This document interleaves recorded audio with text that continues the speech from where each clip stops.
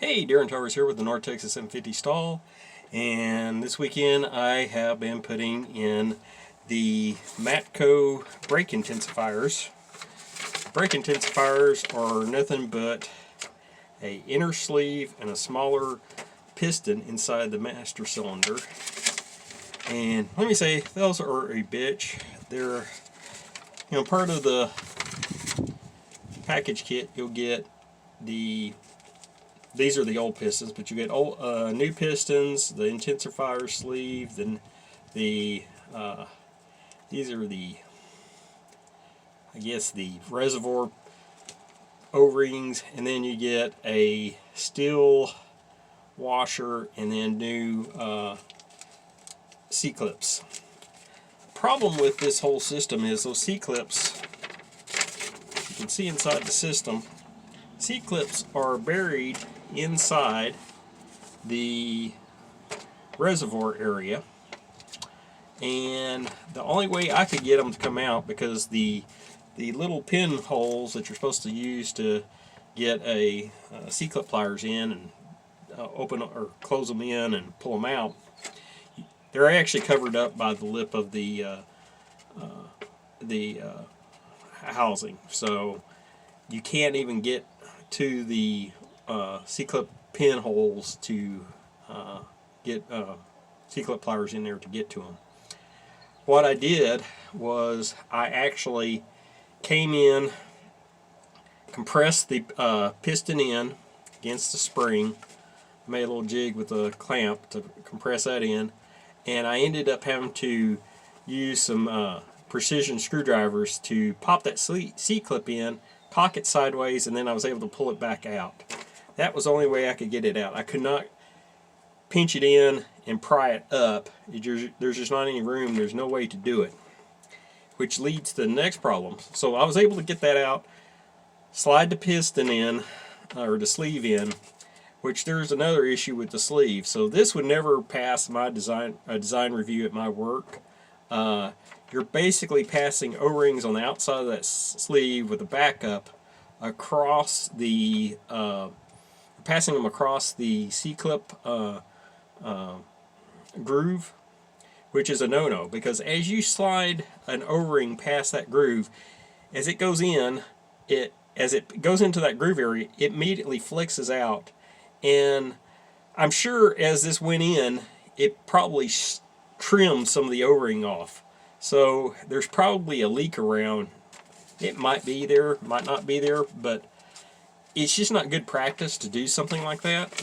Like I say, anytime you pass an O-ring through a groove, it will expand out to fill up that groove, and then as it's pushed forward, it will shear off that lip of the O-ring. So it probably, sheared off some of the O-rings, so there's probably not 100% of the O-ring in there, and it definitely looked like there might be a sliver inside the O-ring groove as it went through. So again, that's something that would never pass a design review at my work for hydraulics. It's just a big no-no.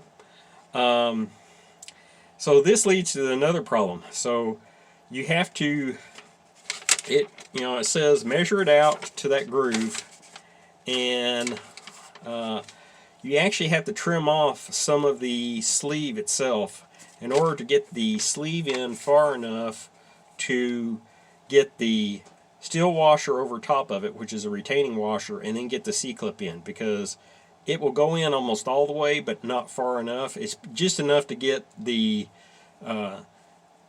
steel washer to the same level as the C-clip groove. So that's, you're going to have to go in, you're going to have to machine off some of that. The other thing I noticed with the sleeve itself, this,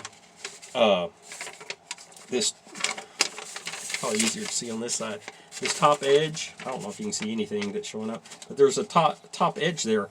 Well, it's not chamfered, it's not rounded or anything. So again, that's another no-no. You don't pass O-rings across square edges that are rough machined without at least putting a chamfer and a slight radius on it, just deburring it. So if you're ever putting these in, deburr that, just kind of, you know, hit it with maybe I hit mine with a Dremel tool with a little bit, and just kind of just knocked off that edge, and then I kind of rounded it over. Your sealing doesn't start until further down the got this backward. Your sealing doesn't start down to further down anyway, so you know you can knock off a 1/16 of an inch and still not be in the sealing area. Again, just I don't know. I just for Matco's part, it's a D- on their design. It works. I'll say that. The main reason why I put this in was a few weeks ago when I was working on the windshield. You know, I had brakes installed. I had them bled really well. And I've got a parking brake, and I was in my driveway. I pressed the brakes, I pulled the parking brake, set it in place, and it sat there, you know, all day. I don't know if it leaked down any from the parking brake or not, but later that evening when I was pushing the plane back over the tiny hangar, I'm sitting there pushing it back, and I've forgotten to take the parking brake off. Well, it wasn't much more resistance than what I get when I'm pushing the plane with low tires. So I really thought the tires had just gone low. So, you know, when I did that, that was when it's like, okay, I'm going to have to get an intensifier or either have to go to a dual puck or, you know, dual pistons on each caliper, you know, on each wheel. There's just, you know, there's not enough mechanical advantage on the way these brakes are designed, the way the linkage is designed to get enough force to apply the brakes more than what would just be just enough to slow you down. So anyway, that's what I've done this weekend was, you know, gone in, took apart the master cylinders, went through and put the sleeves in, put the new pistons in, got them all working, put them back in, bled them this morning, and now I can't pull the plane. So I went out and grabbed the prop and pulled as hard as I could, and was basically about to fall over before I could pull the plane. So at least I don't know how good they're going to be. It may still have to go to a dual puck or dual caliper system on each wheel, but it's at least better than it was. It'll at least stop the plane now instead of just kind of putting drag on it. Anyway, other things I've been doing, I have run the, let's see if I can see, if you can see that, yeah, I don't know if you saw that or not, the GPS is installed. Let me see if I can see it better. Got my GPS antenna on, run that, run the cables down. I don't know if I showed y'all this trick before or not, but like running these cables down this channel here where you're trying to feed it down. What I do is I just grab some steel. In this case, I grab some ends of rivets, just some rivet ends, and I take that, and then I'll take my big dangerous magnet, neodymium magnets here, and I'll just stuff this down in there, and I'll just follow I'll just drag the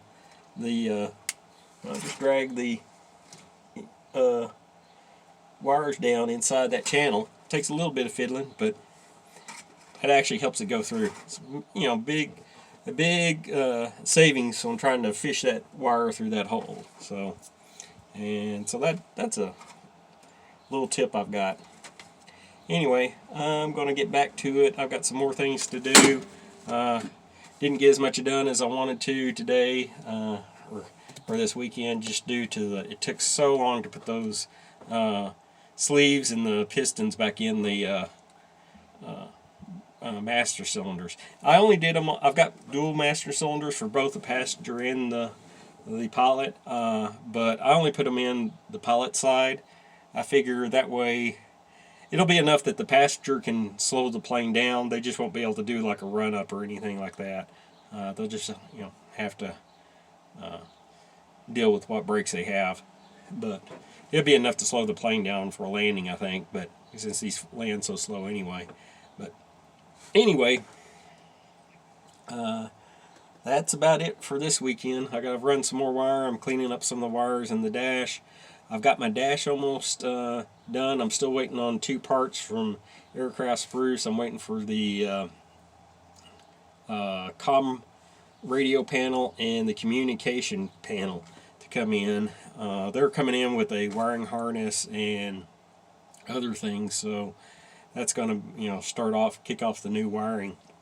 So I'm trying to get my GPS run first, get that tied in. I'm trying to straighten up some of the Viking wiring for the Viking view and just the rest of it, so that when I start running the wiring for the avionics, that I'm not stringing one wire channel across another wire channel and just making a mess. So try to get everything straightening up right now while it's easy to straighten up before it gets more and more difficult. The more things you throw in, the more things you got to route around, the more things you get tangled up around and zip tie to the wrong thing and then realize that, oh, well, that didn't work, and you're taking apart and redoing a bunch of wiring. So anyway, I'm going to get back to some wiring, and for everybody else, just keep on building. It's coming along. I think my next big chore is I've got to start the registration process.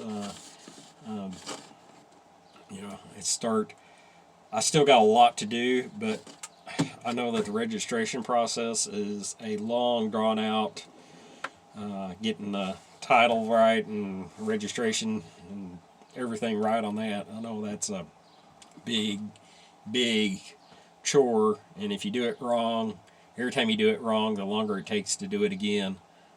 So I could have a plane done and be waiting months to get everything sorted out right with the FAA. So I gotta get started on that. It kind of scares me. It's one of those things. I hate paperwork. I hate governmental paperwork because it's just one of those, one little stupid mistake that doesn't make any sense why it's wrong will set things off, so set things back. But we'll keep going at it and just try to keep working as much as I can, trying to get the plane ready to start going to the airfield. Maybe a month away. I don't know. It's just I'm dreading the fact that the airfield I'm going to is 45 minutes away. So that's going to be a chore just to get there, get tools loaded up, get to where I need to be. Just won't be able to walk out and do something at night. I'm sure I can bring stuff home, work on it, and then come back and carry it back up to the airport, but can't take everything home. Anyway, I rambled on long enough, so we'll let you go for now. Bye-bye.